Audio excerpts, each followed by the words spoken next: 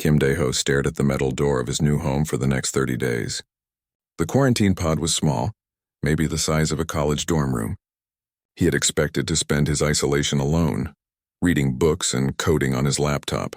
What he did not expect was to find a giant bug-like creature sitting on one of the two beds. The alien looked up at him with large black eyes that reminded Dae-ho of marbles. Its body was covered in what looked like green and blue crystal plates. 6 arms moved in slow, careful patterns as it arranged items on a small table. The creature was about 7 feet tall when it stood up to face him. "You are the human assigned to this space," the alien said. Its voice came from a small device hanging around its neck. The words sounded flat and emotionless. "I guess so," Dae-ho replied, setting his bag down near the empty bed. "I'm Kim Dae-ho. I am Velnara of the 3rd Diplomatic Caste, representing the Kelthani Confederation." The alien's head tilted slightly. "Your species designation will be sufficient for communication purposes." Dae-ho raised an eyebrow. "Species designation? I just told you my name. Individual names are irrelevant. You are human classification 779, according to your intake documentation." This was going to be a long month. Dr. Park Hee-jin had explained the situation to Dae-ho 3 days earlier. The aliens called themselves the Kelthani Confederation. They had arrived in Earth's solar system 6 months ago, claiming peaceful intentions. World governments decided that strict quarantine rules were needed before any real contact could happen. The problem was that too many people had signed up to be part of the first contact process. Scientists, diplomats, military officers, and even regular citizens like Dae-ho had volunteered. The quarantine facility was full and mistakes were made in the room assignments. There was supposed to be separate facilities for humans and aliens, Dr. Park had told him. But we're overcrowded. Some humans will have to share space with the Kelthani. Think of it as a great opportunity. Dae-ho was not feeling very optimistic about this opportunity as he watched Velnara organize its belongings with mathematical precision. Every item was placed at exact distances from every other item. The alien had even drawn lines on the table with some kind of marking tool. "Do you always arrange things like that?" Dae-ho asked. "Proper organization reflects proper thinking," Velnara replied. "Chaos leads to inefficiency. Your species appears to embrace chaos in most of your activities." "Chaos can be fun," Dae-ho said, unpacking his clothes and tossing them into the small dresser without folding them. Velnara's eyes followed every wrinkled shirt that went into the drawer. "This behavior confirms our preliminary observations about human cognitive limitations." "Cognitive limitations?" Dae-ho stopped unpacking. "What's that supposed to mean?" "Your species has not developed efficient organizational structures. Your governments argue constantly. Your economic systems create unnecessary waste. Your entertainment consists of watching other humans engage in pointless physical conflicts." Dae-ho sat down on his bed, which was surprisingly comfortable. "You mean sports? If that is your term for ritualized combat without practical purpose, then yes." The room fell silent except for the hum of air recycling systems. Dae-ho pulled out his laptop and started setting up his workspace on the small desk near his bed. He had brought several programming projects to work on during quarantine. "What is that device?" Velnara asked. "A computer. I use it for work. Your technology appears primitive. Our data storage crystals can hold the equivalent of 1 million of your computers in a space smaller than your fingernail." "That's nice," Dae-ho said, not looking up from his screen. "But can your crystals run video games? Why would we waste processing power on simulated activities?" "Because they're fun." Velnara made a sound that the translator couldn't interpret. It sounded like static mixed with clicking noises. The first few days followed a predictable pattern.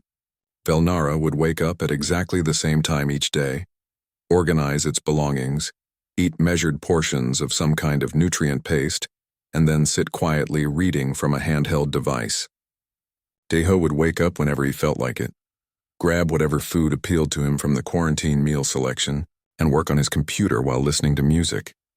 "That noise is disruptive," Velnara complained on the 4th day. "It's called K-pop. Want to listen?" "No." "Your loss."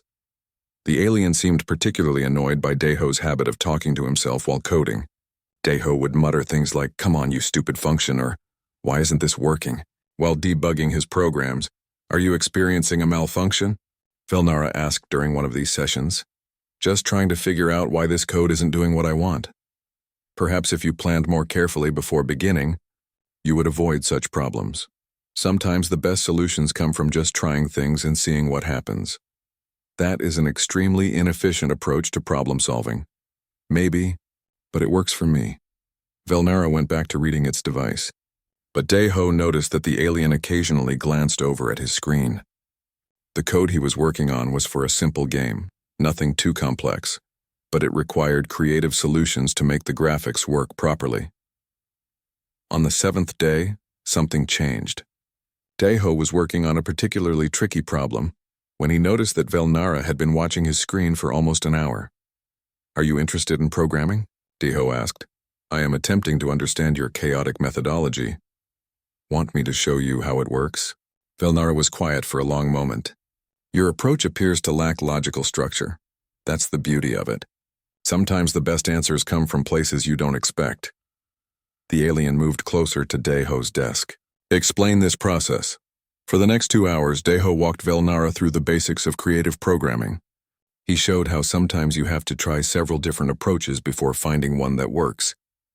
He demonstrated how debugging often requires intuition and guesswork as much as logical analysis. "This is unusual," Velnara said finally. "In Kelthani society, all problems have predetermined solutions. We follow established protocols. What happens when you encounter a problem that doesn't have an established protocol? That situation does not occur. Our science has advanced beyond such primitive uncertainties." Daeho saved his work and leaned back in his chair. "Sounds kind of boring." Efficiency is not boring. It is proper. But something in Velnara's tone suggested that maybe, just maybe, the alien was starting to wonder if efficiency was everything. That night, as they settled into their respective beds, Velnara spoke into the darkness. "Human Daeho, your problem-solving methods are illogical, but they appear to produce functional results. Thanks. I think it was not intended as a compliment." "I know." Neither of them spoke after that. But Daeho fell asleep with the feeling that something important had shifted between them. He just wasn't sure what it meant yet. The alarm started blaring at 3 a.m. on the 10th day of quarantine. Red lights flashed in their small room as both Daeho and Velnara jolted awake. "Attention all quarantine subjects," came a voice over the intercom. "We are experiencing environmental system malfunctions. Please remain calm while technical teams address the issue." Daeho sat up in bed, rubbing his eyes. The room felt warmer than usual and the air seemed thicker. "What's going on?" Velnara was already standing, its crystalline plates shifting colors from blue to orange. "The atmospheric processing systems appear to be failing. This could become dangerous for both our species." 20 minutes later, Lee Jinwoo appeared at their door with 2 other facility workers. Jinwoo had been Daeho's friend since college and had helped him get selected for the quarantine program. "We've got problems," Jinwoo said, looking stressed. "The main environmental computer is acting up. It's not responding to any of our normal fixes." "What kind of computer?" Daeho asked. "Industrial control system. Really old and complex. Our IT team is stumped." Velnara stepped forward. "We have repair protocols for atmospheric systems. Provide us with access to your technical specifications." Jinwoo handed over a tablet with the system details. Velnara studied it for several minutes, its large eyes moving back and forth across the screen. "This technology is primitive but functional," Velnara said finally. "However, the malfunction pattern is unusual. Our standard repair procedures would not be effective." "Why not?" Jinwoo asked. "Your system was not built according to logical design principles. It has multiple redundancies and workarounds that create unpredictable interactions." Daeho looked over Velnara's shoulder at the tablet. The system diagram looked like a mess of interconnected components, each one added over the years as needs changed. It was exactly the kind of chaotic setup that drove aliens crazy and made humans shrug their shoulders. "Let me take a look," Daeho said. He studied the problem for about 10 minutes before an idea started forming. The main computer was getting confused by conflicting signals from different sensors. Instead of trying to fix the sensors, maybe he could write a quick patch to help the computer ignore the bad data and focus on what was working. "I think I can jury-rig something," Daeho told Jinwoo, "but I'll need direct access to the system." "That's against quarantine protocols," Jinwoo said nervously. "So is suffocating," Daeho pointed out. 30 minutes later, Deho was sitting in front of the main environmental control computer, with Velnara looking over his shoulder. The alien watched with fascination as Deho bypassed several safety protocols and started writing code directly into the system's memory. "This approach is completely illogical," Velnara said. "You are ignoring proper diagnostic procedures." "Sometimes you have to break the rules to make things work," Deho replied, his fingers moving quickly across the keyboard. "But without following established protocols, how can you ensure the solution will be stable? I can't. I'm just hoping it works long enough for the real engineers to fix it properly." Velnara's plates shifted to a pattern Deho hadn't seen before. "Your species willingly accepts uncertainty in critical systems? We don't have much choice. Most of our technology is held together with creative fixes and good luck." The patch took another hour to write and test. When Deho finally activated it, the air circulation systems came back online with a satisfying hum. The temperature started dropping back to normal levels. "Incredible," Velnara said quietly. "You solved a problem that our advanced diagnostic systems could not address." "It's not really solved. This is just a temporary fix, but it is functional, and you created it without following any established procedures." Over the next few days, Velnara began asking Deho more questions about human problem-solving methods. The alien seemed particularly interested in how humans dealt with incomplete information and uncertain outcomes. In Kelthany society, each individual has a specific role determined by their caste, Velnara explained during one of their conversations. "I am third diplomatic caste, which means I negotiate agreements and resolve conflicts between different groups. What if you encounter a situation that your caste training didn't cover?" Deho asked. "That would not happen. Our education is comprehensive and covers all possible scenarios." "All possible scenarios. That seems like a lot. We have had many thousands of years to develop complete knowledge systems." Deho was working on a new project, trying to build a simple entertainment system using spare parts from around their room. He had taken apart his laptop's cooling fan, combined it with some wiring from a broken lamp, and was attempting to create a makeshift air circulation device that could also play music. "Why are you building that?" Velnara asked. "Because it's hot in here, and I'm bored. There are already air circulation systems in this room." "Yeah, but they don't play music." Velnara watched as Deho connected various components in ways they were definitely not designed for. "This device serves no practical purpose beyond entertainment." "Entertainment is a practical purpose. How can recreational activities be considered practical?" Deho paused in his work. "Do you guys ever do anything just for fun?" "Fun is an inefficient use of time and resources." "That sounds terrible." "It is logical. The makeshift fan speaker combination actually worked, sort of. It produced a weak breeze and could play music at a low volume before the components started overheating." Deho was pleased with the result, even though it would probably break within a few days. "You created a functional device from non-compatible components," Velnara observed.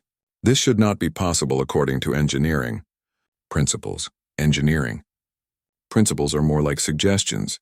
That statement makes no logical sense. Welcome to being human. On the 15th day, Velnara became ill.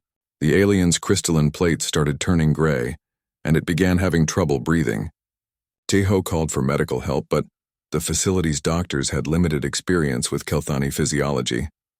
"It appears to be some kind of allergic reaction," Dr. Park Heejin explained over the intercom, "but we're not sure what's causing it or how to treat it." Velnara was getting worse. Its breathing was becoming labored, and the gray color was spreading across more of its plates. The alien's medical scanner was beeping with warnings, but the device was designed for Kelthani medical facilities, not human quarantine rooms. "What does your scanner say?" Deho asked. "Atmospheric contamination detected," Velnara wheezed. "Recommended treatment requires equipment not available in this location." "What kind of treatment?" "Filtered air supply with specific chemical composition. Your facility does not have compatible technology." Deho looked around their small room, thinking fast. The air filtration system was built for humans, not aliens. But maybe he could modify it somehow. "What chemicals do you need filtered out?" he asked. Velnara showed him readings on its scanner. The problem appeared to be trace amounts of certain cleaning, chemicals that humans barely noticed but were toxic to Kelthani respiratory systems. Deho spent the next 2 hours building the most ridiculous air filtration system ever created. He used activated charcoal from the water filter, fabric from his spare clothes, and the fan from his broken entertainment device. The whole thing was held together with tape and powered by his laptop's USB port. "This will never work," Velnara said weakly. "The design is completely impractical." "Maybe. But it's what we've got." The improvised filter ran for 6 hours before Velnara's breathing started improving. The gray color gradually faded from its plates, replaced by the normal blue and green patterns. "Your device functioned," Velnara said with obvious surprise. "You saved my life using components that were never intended for medical applications. Sometimes the best solutions come from the weirdest places. This should not be possible. Medical equipment requires precise engineering and extensive testing. Human medical equipment does. But this isn't really medical equipment. It's just a bunch of random stuff that happened to work." Velnara was quiet for a long time after that. When it finally spoke, its voice sounded different somehow. "Human Deho, your species' approach to problem-solving is highly irregular. Thanks. It was not intended as a compliment." "I know, but maybe irregular isn't always bad." Velnara's plates shifted to that unfamiliar pattern again. "Perhaps irregularity has certain advantages that we had not previously considered." For the first time since meeting the alien, Deho thought he might actually be getting through to it. On the 18th day of quarantine, Deho discovered that his roommate assignment wasn't an accident. He was working on his laptop when he noticed unusual network activity. Someone was accessing his files remotely, but they were being careful about it. Too careful. Deho had learned to recognize stealth data collection during his years as a programmer. "Velnara," he said without looking up from his screen. "Are you monitoring my computer?" The alien's plates shifted to orange, which Deho had learned meant surprise or concern. "I am not personally accessing your device." "That's not what I asked." Velnara was quiet for several minutes. Finally, it spoke. "My people have been observing human behavior patterns during this quarantine period, and you're my assigned observer. The Kelthani Confederation requires detailed analysis of potential threats before making diplomatic decisions." Deho saved his work and turned to face the alien. "Threats? I thought you guys came here for peaceful contact. That was the official statement provided to your governments." Something cold settled in Deho's stomach. What was the unofficial reason? Velnara's crystalline plates shifted through several color patterns before settling on a deep blue that Deho had never seen before. "Assessment for potential subjugation." Subjugation? You mean invasion? That term is unnecessarily dramatic. The Confederation simply evaluates new species for their ability to contribute to galactic civilization. Species that prove capable of integration are offered membership. Those that do not get conquered are provided with structured guidance until they develop appropriate social systems. Deho felt his hands clenching into fists. "And what makes you think humanity needs your guidance?" "Preliminary observations suggested your species exhibited typical pre-spaceflight characteristics. Chaotic social structures, inefficient resource distribution, constant internal conflicts. These traits usually indicate a species requiring external management." "Usually." Velnara's plates shifted again. "Your behavior has been unexpected." Over the next hour, Velnara explained the situation. The Kelthani Confederation had been expanding through the galaxy for thousands of years. They had encountered hundreds of intelligent species, and all of them had followed predictable development patterns. Hierarchical societies with clear leadership structures, logical resource allocation systems, organized military forces. "Every species follows the same basic template," Velnara said. "Social organization becomes more efficient over time. Individual creativity gives way to specialized roles. Chaos is replaced by order. And you think that's a good thing? It is the natural progression of intelligent life. Or so we believed until we encountered your species. What's different about humans? Everything." Velnara began describing the reports it had been sending back to the Confederation. Human quarantine subjects were displaying behavioral patterns that contradicted everything the Kelthani thought. "They knew about intelligent life, Dr. Park. Heejin continues to modify research protocols based on daily observations rather than following predetermined experimental designs," Velnara said. "Commander Choi Min-seok makes tactical decisions using intuitive reasoning that our strategic computers cannot predict. Oh Subin asks questions that reveal assumptions we did not realize we were making." And me? You solve problems that should be impossible to solve. You create functional devices from incompatible components. You show concern for the welfare of a being from a species you had never encountered before this quarantine. Daeho was beginning to understand. You expected us to be predictable. All intelligent species are predictable once you understand their social development stage. Except humans appear to remain unpredictable regardless of their development level. That scares you. It concerns the Confederation leadership. There was a difference between those two statements, Daeho realized. Velnara personally was concerned, but not necessarily scared. The alien seemed more confused than frightened. What happens next? Daeho asked. I have been instructed to complete my assessment and provide a final recommendation regarding humanity's threat classification. And what's your assessment so far? Velnara was quiet for a long time. Inconclusive. Your species does not fit established categories. That evening, Commander Choi Min-seok visited their quarantine pod. He was a serious man in his 50s who had been selected to represent Earth's military interests in the first contact process. We need to talk, he told Daeho. Away from your roommate. They stepped into the hallway, leaving Velnara alone in the room. Commander Choi looked tired and stressed. Intelligence suggests the aliens aren't here for peaceful contact, he said quietly. We think they're planning an attack. What kind of intelligence? Communications intercepts, behavioral analysis, that sort of thing. The official story about diplomatic relations is probably cover for military reconnaissance. Daeho thought about his conversation with Velnara. What are you planning to do about it? Preemptive strike. Hit their ships before they can call for reinforcements. How many ships do they have? 3 that we can detect. Our analysis suggests they represent an advanced scouting force. Daeho felt his stomach drop. Commander, I think you need to know something about the situation. But before he could explain what Velnara had told him, alarms started blaring throughout the facility. Emergency lights flashed red as automated systems announced a security breach. All personnel report to designated emergency stations. The intercom crackled. This is not a drill. Commander Choi was already running toward the command center.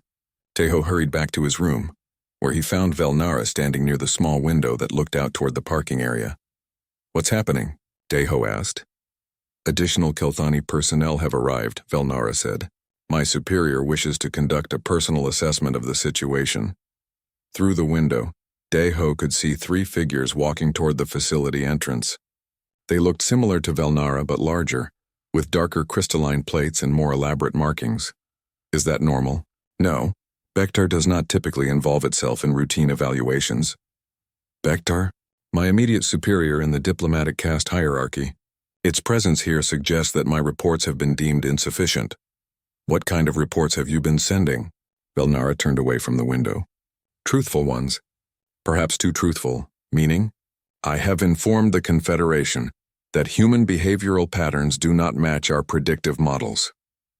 I have recommended extended observation, rather than immediate classification. And Bektar doesn't like that.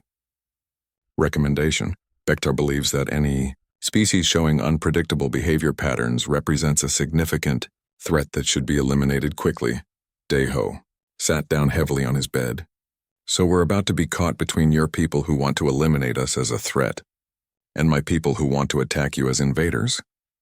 That appears to be an accurate assessment of the situation, and neither side knows what the other is really planning. Correct. They could hear voices in the hallway outside their room. Authoritative voices speaking in what Daeho assumed was the Kelthani language. Velnara's plates had shifted to a dark purple color that looked almost black. Velnara, how many ships does the Confederation have? In this system? 3 scout vessels. What about reinforcements? Approximately 1,000 battlecruisers waiting at the edge of your solar system. Daeho closed his eyes. 1,000. The Confederation does not take chances with potentially dangerous species. And if Earth attacks your scout ships, it would be interpreted as confirmation of human aggressive tendencies. The battle fleet would proceed immediately to planetary pacification protocols, which means complete subjugation of your species. The voices in the hallway were getting closer. Daeho could hear Jinwoo arguing with someone about quarantine procedures and authorized personnel. Velnara, I need to ask you something, and I need you to be completely honest. Yes? Do you think humans deserve to be conquered? Velnar looked at him for a long moment. 3 weeks ago I would have said yes without hesitation. And now? Now I believe that conquering humanity would be the greatest mistake in Confederation history. Why? Because your species possesses something that we have lost. Something that might be the key to solving problems we did not even realize we had. The door to their room opened, and Bektar entered without invitation. The alien was nearly 8 feet tall with crystalline plates that looked like black armor. Its eyes were larger than Velnara's and seemed to take in every detail of the room instantly. Velnara of the 3rd Diplomatic Caste, Bektar said in perfect English. Your recent reports have been deemed unsatisfactory. I am here to conduct a proper evaluation of this species. Bektar's gaze settled on Deho. And you are the human subject that has apparently confused our assessment protocols. I'm just a programmer, Deho said. Yes, that will make this evaluation much simpler. Somehow, Deho didn't think Bektar meant that in a good way. Bektar moved through their small quarantine room like it owned the place. The large alien examined everything with cold efficiency, picking up Deho's improvised air filter and studying it with obvious disdain. This is the device you used to save Velnara's life? Bektar asked. Yeah, Deho replied, trying to keep his voice steady. Primitive, inefficient, a proper medical facility would have prevented the problem entirely. We worked with what we had. Exactly, Beck. Tar set the device down carefully. Your species constantly finds itself in situations requiring improvised solutions because you lack proper planning and organization. Velnara stepped forward. Superior Bektar, the human's actions demonstrated remarkable adaptability under pressure. Adaptability is not a virtue when it stems from poor preparation, Bektar replied. A properly organized society prevents such problems from occurring. Dr. Yoon Hai-wan arrived 20 minutes later. She was a xenopsychologist who had been studying the interactions between human and alien quarantine subjects. Her presence meant that the facility administration was taking Bektar's visit very seriously. We're honored by your visit, Dr. Yoon said diplomatically. How can we assist with your evaluation? By providing accurate data about human capabilities, Bektar said. Velnara's reports have been inconsistent with established assessment protocols. In what way? Claims of unusual problem-solving abilities, unpredictable behavioral patterns, and inappropriate emotional responses to stress situations. Dr. Yoon glanced at Deho. Those observations seem accurate based on our own research. Then your research methods are flawed. The conversation continued for another hour, with Bektar systematically dismissing every positive observation about human behavior. The alien seemed determined to fit humanity into predefined categories, regardless of evidence to the contrary. Your species exhibits classic pre-spaceflight characteristics, Bektar concluded. Chaotic social structures, inefficient resource allocation, and aggressive territorial behaviors. These traits indicate a need for external guidance. External guidance? Dr. Yoon asked. Integration into Confederation social systems under appropriate supervision. And if we prefer to maintain our independence? Independence is not an option for species that pose potential threats to galactic stability. That evening, after Bektar had left to inspect other parts of the facility, Velnara seemed deeply troubled. Its crystalline plates kept shifting between different shades of blue and purple. Your superior doesn't seem very interested in learning about humans, Deho observed. Bektar has already reached its conclusions. This evaluation is merely a formality required by Confederation protocols. What conclusions? That humanity represents a chaotic element that must be controlled or eliminated, and you disagree? I believe Bektar is making a fundamental error in assessment methodology. Deho was working on his laptop again, but his mind wasn't really on programming. He kept thinking about the 1,000 ships waiting at the edge of the solar system, and the 3 Earth vessels preparing for a preemptive strike that would doom the planet. Velnara, what would it take to change Bektar's mind? Impossible. Superior officers do not alter their assessments based on subordinate input. What about based on evidence? Bektar believes it has already seen sufficient evidence. The wrong evidence. Velnara's plates shifted to that unfamiliar pattern again. Explain. Your superior is looking at human behavior and seeing chaos, right? inefficiency, unpredictability, all that stuff. Correct. But what if those aren't bugs in our system? What if they're features? I do not understand the distinction. Deho saved his work and turned to face the alien. In programming, we sometimes encounter problems that can't be solved using conventional approaches. The solution requires thinking outside normal parameters. Such problems are rare. For you, maybe. For humans, they're pretty common, because your species lacks proper systematic approaches to problem solving, or because we've learned that proper, systematic approaches don't work for everything. Velnara was quiet for several minutes. You are suggesting that human unpredictability is actually a form of advanced problem-solving adaptation. I'm suggesting that maybe your people have been asking the wrong questions about us. What questions should we be asking? Instead of, why are humans so chaotic? Maybe ask, what problems does chaos help humans solve? The next morning brought bad news. Commander Choi Min-seok informed Deho that Earth's military forces were planning to attack the Kelthani ships within 48 hours. We can't wait any longer, the commander explained. Intelligence suggests they're preparing for a larger assault. Commander, you need to know something about their reinforcements. What reinforcements? There are 1,000 ships waiting outside the solar system. Commander Choi's face went pale. How do you know this? My roommate told me. And you believe it? Yes. Even if that's true, we can't just surrender. We have to defend ourselves. Maybe there's a third option. That afternoon, Dr. Yoon brought disturbing news about Bektar's activities. The alien had been conducting interviews with other quarantine subjects, and its questions were becoming increasingly aggressive. It asked Dr. Park about human reproductive strategies, Dr. Yoon reported. Specifically about birth rates and population control methods. Why would that matter for a diplomatic assessment? Deho asked. It wouldn't, Velnara replied grimly. But it would be relevant for population management planning. Population management? Determining optimal human population levels for productive integration into Confederation social structures. Deho felt sick. They're planning to reduce our population. Standard procedure for chaotic species, Velnara confirmed. Eliminate unpredictable elements, retain useful individuals for controlled breeding programs. We have to stop this. How? Bektar will not change its assessment. Earth's military cannot defeat a Confederation battle fleet. The situation appears hopeless. Maybe the situation is hopeless if we try to solve it the normal way. What do you mean? I mean, maybe it's time to show your people what human chaos can really accomplish. Deho spent the next 6 hours working on the most ambitious programming project of his life. He wasn't just writing code. He was designing a demonstration that would either save humanity or get them all killed. This plan is completely insane, Velnara said after Deho explained his idea. Insane enough that it might work. The probability of success is effectively 0. Perfect.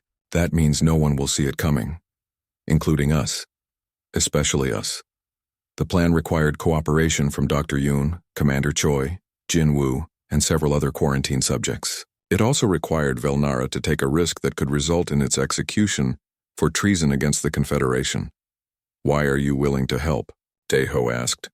Because I believe your species represents something unique in the galaxy, something that should be preserved rather than controlled. Even if we're chaotic and unpredictable, especially because you are chaotic and unpredictable. Velnara's plates shifted to a bright pattern that Deho had never seen before. It looked almost like the alien was smiling if aliens could smile. Human Deho, I have learned something important during our time together. What's that? Sometimes the most logical decision is to embrace the illogical. Now, you're starting to think like a human. That may be the greatest compliment you have ever given. Phrasing and wasn't intended as a compliment. No, they looked at each other and, for the first time since meeting, both began to laugh. Velnara's laugh sounded like wind chimes mixed with static, while Deho's was purely human. The sounds shouldn't have worked together, but somehow they did. It was the most hopeful sound either of them had heard in weeks. Outside their small window, the stars looked the same as always. But tomorrow, if their insane plan worked, everything would change. For humans, for the Kelthani, and for the entire galaxy, the only question was whether change would come, through understanding or through war. Deho was betting everything on the hope that even aliens could learn to appreciate the value of a little creative chaos. The plan began at exactly noon on the 28th day of quarantine. Dr. Yoon triggered the first phase by announcing a sudden medical emergency in the facility's east wing. This drew most of the security staff away from the main conference room, where Bektar was conducting final interviews. Commander Choi initiated Phase 2 by declaring a facility-wide communications blackout, ostensibly to prevent information leaks during the medical crisis. This cut off Bektar's connection to the Kelthani ships in orbit. Phase 3 was where things got interesting. Jinwoo and his maintenance team began systematically overloading electrical systems throughout the facility, not enough to cause real damage, but enough to create the appearance of cascading infrastructure failures. Emergency lighting flickered on and off. Climate control systems started cycling randomly. Automated doors began opening and closing without commands. To the Kelthani, it looked like typical human incompetence in crisis management. To Daeho, it looked like the perfect controlled chaos. The facility is experiencing multiple system failures, Dr. Yoon announced over the emergency intercom. All non-essential personnel should report to designated safety areas.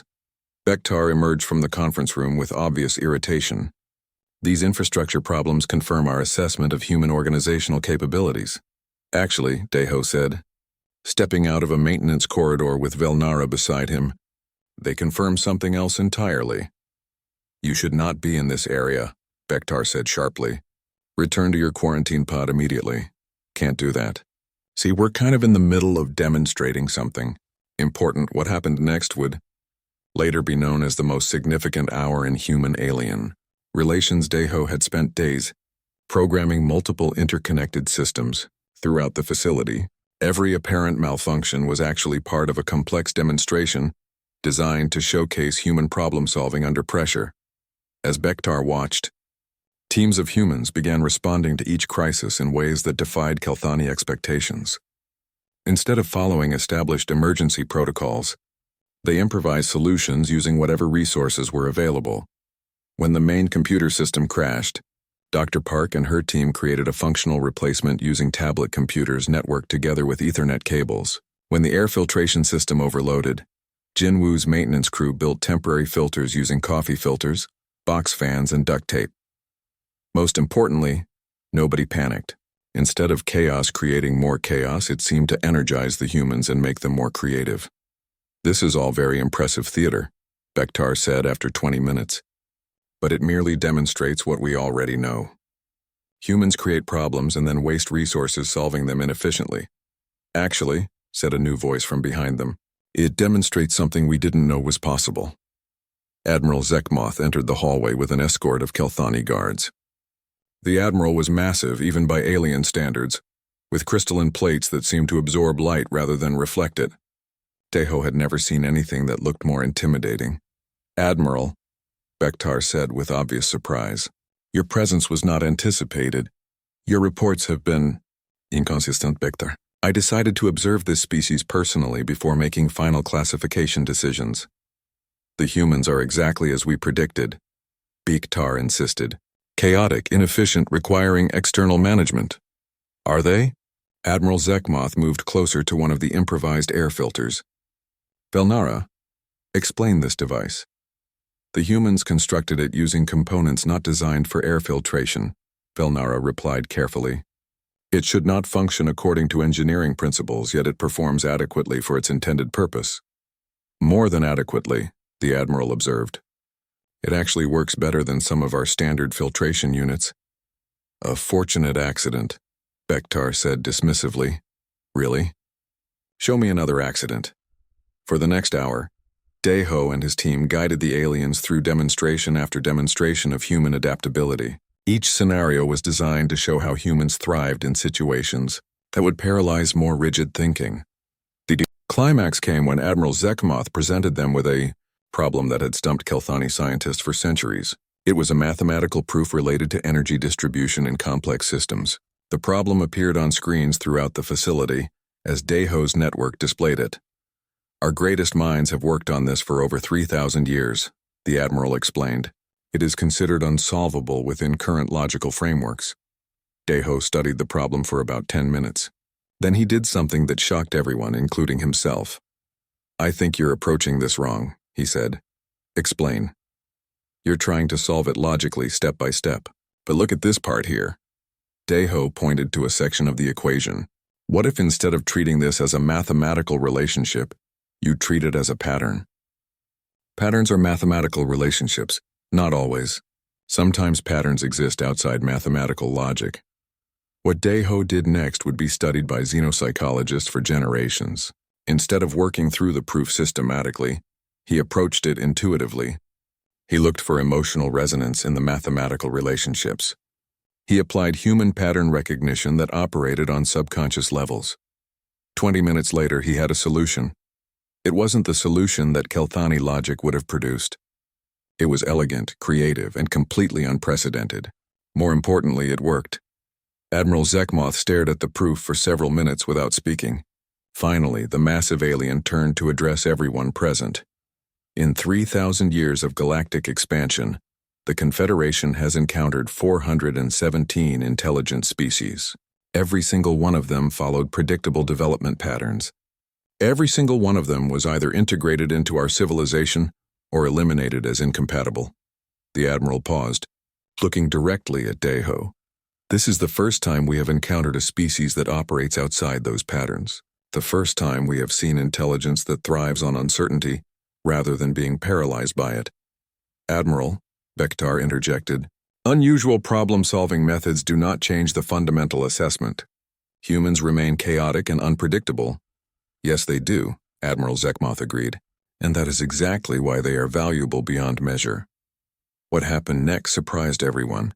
Instead of conquest or integration, Admiral Zekmoth proposed something that had never happened in Confederation history. An alliance between equals. Your species possesses cognitive abilities that complement our own, the Admiral explained to the growing crowd of humans and aliens. We excel at systematic analysis and efficient organization. You excel at creative adaptation and innovative problem-solving. But our chaos, Dr. Yoon began, is not chaos at all. It is controlled flexibility. Your species has developed the ability to function effectively in uncertain environments, something we lost long ago in our pursuit of perfect order. President Kim Soo-jin arrived by emergency transport that evening for the formal negotiations. The Korean president had been selected to represent Earth because of her background in both technology and diplomacy. This is unprecedented, she said after Admiral Zekmoth outlined the proposed alliance. Equal partnership between species? Your people have something we need, the Admiral replied. And we have something you need. This arrangement benefits both parties. What do we have that you need? The ability to solve problems that perfect logic cannot address. In our thousands of years of expansion, we have encountered challenges that our systematic approaches cannot handle, situations that require the kind of creative thinking that only humans seem to possess. And what do you have that we need? Knowledge, technology, and protection from the many species in this galaxy that would view humanity as a threat to be eliminated. The formal alliance was signed 3 days later. Earth became the first planet in galactic history to join the Confederation as an equal partner, rather than a conquered territory. But the most shocking development came later. Within 6 months, other species in the Confederation began requesting human advisors for their own unsolvable problems. The rigid caste systems that had defined alien civilizations for millennia started incorporating elements of human flexibility and individual initiative. Velnera became the first Kelthani to request permanent assignment to Earth. The Sabi alien claimed it wanted to study human adaptability, but Daeho suspected there was more to it than scientific curiosity. I think you actually like the chaos, Daeho said during one of their evening conversations in his new apartment near the embassy district. Chaos is an inefficient organizational principle, Velnara replied automatically. Then its plates shifted to that bright pattern that Daeho had learned meant amusement. However, inefficiency can be unexpectedly entertaining. Now you're getting it. Getting what? The human way of looking at things, perhaps. Or perhaps humans are simply learning to communicate with other forms of intelligence. The biggest shock came a year later when Admiral Zekmoth announced that the Confederation's military doctrine was being completely restructured to incorporate human-style tactical flexibility. The rigid battle plans that had served them for millennia were being replaced with adaptive strategies that could respond to unexpected developments. We have been fighting the same wars for thousands of years, the Admiral